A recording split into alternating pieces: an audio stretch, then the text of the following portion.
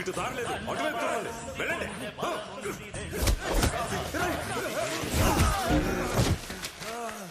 ఉండండి ఉండండి ఉండండి.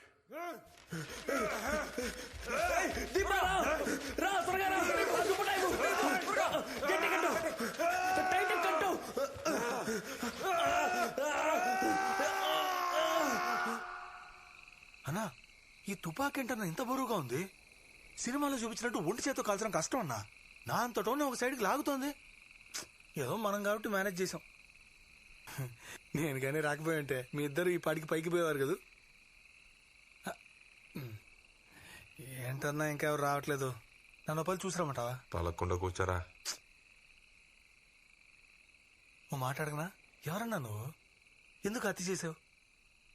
అంటే చూడ్డానికి అంత కూడానే కనిపిస్తున్నావు కానీ మాట్లాడితే అలా అనిపించట్లా, అందుకే అడిగా. చెప్పన్నా. నీ పని చూసుకోరా. అన్నా చెప్పన్నా, చెప్పన్నా. నీ వయసు ఎంతరా? మొన్ననే 23 నిండిందన్నా. నీ వయసుకే నేనంతా చూసేశాను రా. ఓ తెలిసిన కాడ నుంచే గొడవలు, కొట్లాట్లు, తాగడం నా బతుకదే. విజయ, ఆ పిల్ల కనుక లేదంటే నా బతుకు ఏనాడో అయిపోయేది. భలే అందంగా ఉంటుంది ఆ పిల్ల. ఊళ్ళో అంతా కళ్ళప్పగించి చూసేవాళ్ళు, కానీ దానికి నా మీదే కన్ను. నన్నే మనవాడాలని తరివి తరివి చేసుకుంది. రోడ్డు పక్కన గుడిసె, ప్లాట్ఫారమే ఇల్లు. కానీ అది ఏదో బంగ్లాలో ఉన్నట్టు మురిసిపోయేది. ప్రతిరోజు మామ బొట్టెట్టావా, మామ పూలెట్టావా, మామ అది తిను, మామ ఇది తిను అని నా జుట్టు తిరిగేది. బతుకంటే ఏంటో తెలియని నాకు మొదటిసారి బతకాలనిపించిందిరా. కళ్ళే లేకుండా పుట్టిన వాళ్ళని గమ్మున వదిలేయాలి. కొన్ని రోజులు సూపునిచ్చి సంతోషంగా ఉన్నప్పుడు సటక్కున కళ్ళు పీకెత్తే. ఓ రోజు శుక్రవారం రాత్రి చిరంజీవి సినిమా. ప్లాట్ఫామ్ జనం మొత్తం సెకండ్ షోకి పోయారు. మేమిద్దరం పోలా, ఎందుకంటే అది కడుపుతో ఉంది. కొట్టు కట్టేసి మేమిద్దరం పడుకున్నాం. హఠాత్తుగా అయ్యో మావా అని ఒక కేక. నే కళ్ళు తిరిగి చూడగానే ఇద్దరుతో గర్భవతాన్ని కూడా చూడకుండా ఎత్తుకెళ్ళిపోతున్నారు. నువ్వైతే ఏం చేస్తావురా? కొట్టాను కొట్టాను, ఊపిరి ఆగిపోయే వరకు కొట్టాను. నన్ను ఖైదు చేసి తీసుకెళ్లేటప్పుడు గర్భవతి నడి రోడ్డు మీద నించొని మావా నన్ను వదిలి వెళ్ళక మావా అని ఏడ్చింది.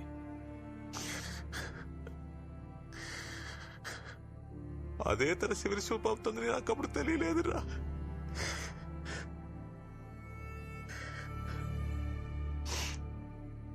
కళ్ళు మూసుకుని కళ్ళు తెరిచేలోగా అంతా అయిపోయింది. మావా అన్న దాని పిలుపు, దాని సెవట వాసన, వీటితోనే కాలం గడిపేస్తున్నాను రా.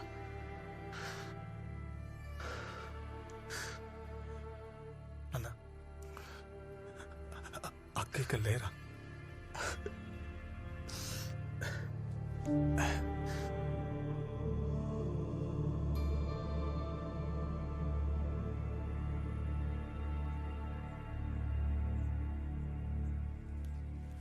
ఏంటమృత, ఇంకా నిద్రపోకుండా ఏం చేస్తున్నావు?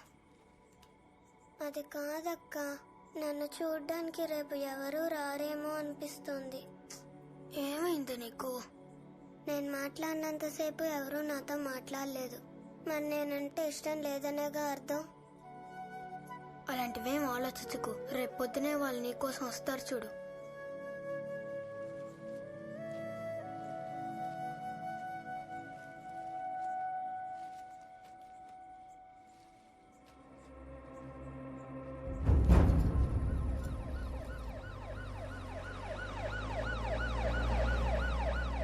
అన్నా నువ్వు వెళ్ళిపో అన్నా. ఎవరి గురించి ఏమీ ఆలోచించుకో. నేను చూసుకుంటాను. నువ్వు వెళ్ళిపో అన్నా.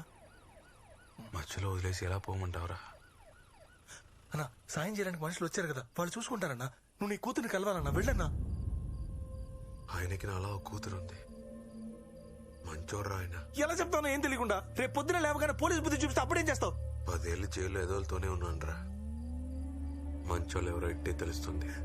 పెద్ద ఇలా వాక్కు. నిన్నటి వరకు అనాథని బతుకుతున్న అమ్మాయికి రేపు నాన్న వస్తున్నాడు రాసి పెట్టావుగా. ఇప్పుడు మీ నాన్న రావట్లేదు, వచ్చే ధరలోనే చంపేశారంటే ఆ పిల్ల మనసు ఎలా తట్టుకుంటుందనా? పోలీసు కుటుంబాన్ని గవర్నమెంట్ చూసుకుంటుంది. ఎవరు చూసుకుంటా? నీ పాపని. మిగతా వాళ్ళకి సాయం చేసింది చాలు. నీ బతుకు నువ్వు బతుకు. దయచేసి వెళ్ళిపో అన్నా. వెళ్ళిపో అన్నా.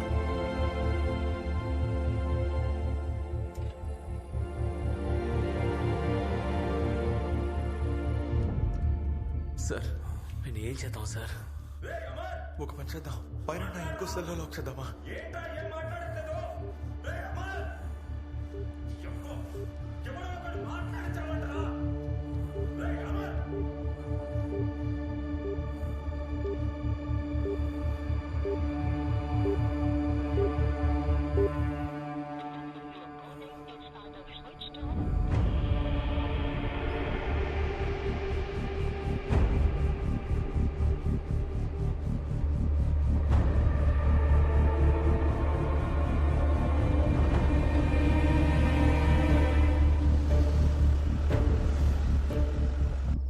హ్యాండిల్ చేయగలిగే వాళ్ళని తోడుగా పంపించాను.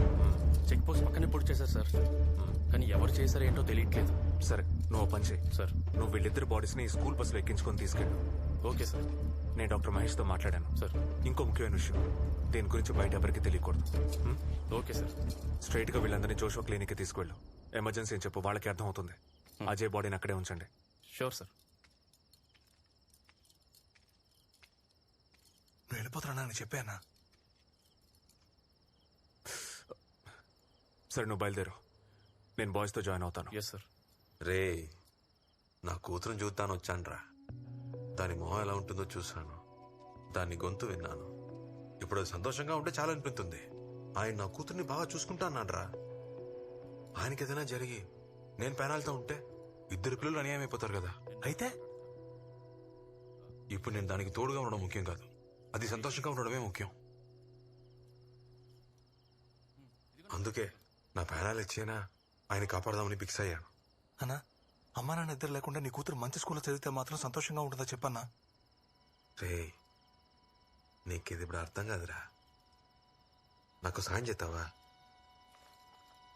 నేను లోన్ ఉన్నప్పుడు ఫ్యాక్టరీలో 3 ఏళ్ళు పనిచేశాను. కాస్త సిల్లర వెనకేసుకున్నాను. ఏం కొనాలని ఆలోచిస్తా ఉంటే విజయకి చుక్కలు కమ్మాలంటే చాలా ఇష్టం. అందుకే అదే కొనేశాను. నాకు ఎస్పీ ఆఫీస్లో ఏదైనా జరిగితే నా కూతురికి తీసుకెళ్ళి ఇచ్చేస్తావా? భద్రంరా. రే, మీ నాన్న ఇచ్చారని చెప్పు. యాడున్నాడని అడిగితే జైల్లో. పోరాని. ఇంకేం చెప్పమంటావు అన్నా? దుబాయ్లో పెయింటర్ అని చెప్పు, సరేనా?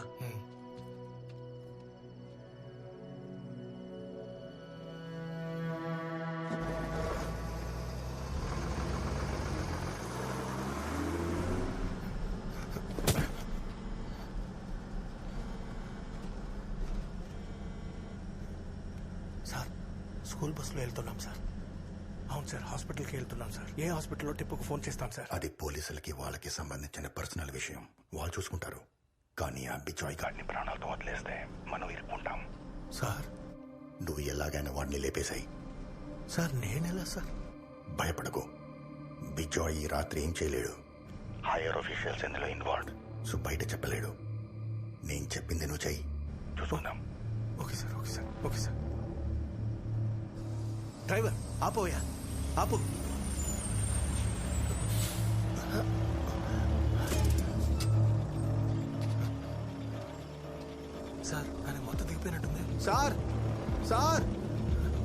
నాకు ఇప్పుడు పర్వాలేదు సార్. నేను మీతో రావచ్చా?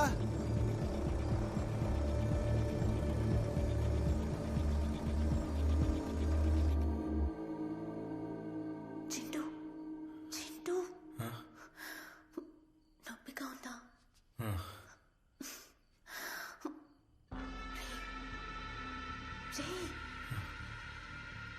పుట్టినందుకు సారీరా.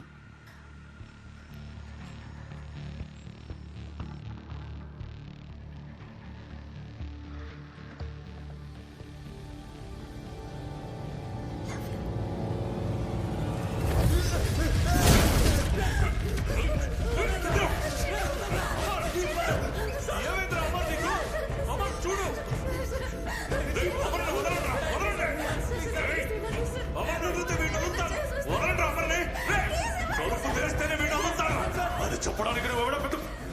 నా మీద చేస్తే చూస్తూ సొల్లు కబుర్లు చెప్తున్నావు. ఇక్కడ కోసాయి కొయ్యరా.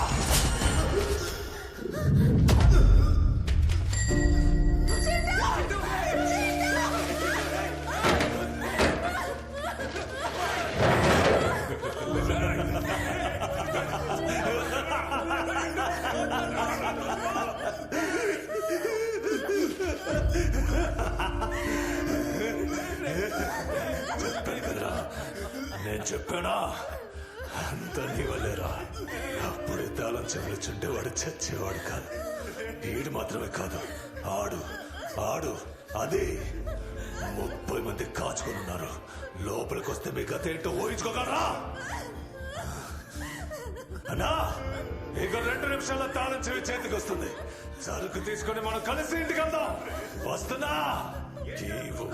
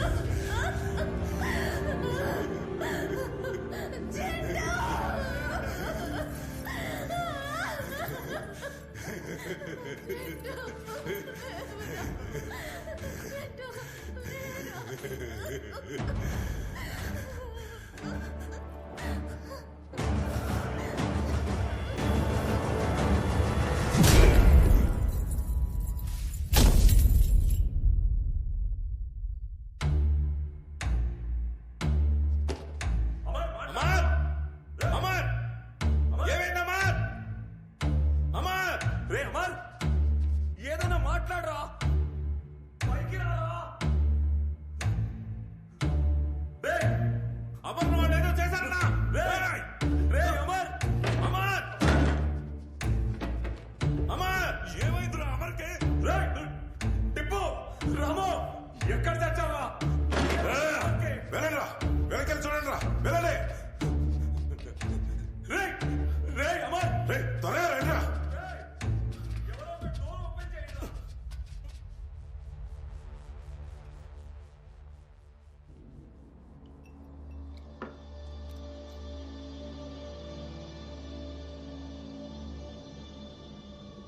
అజాజ్ అహ్మద్.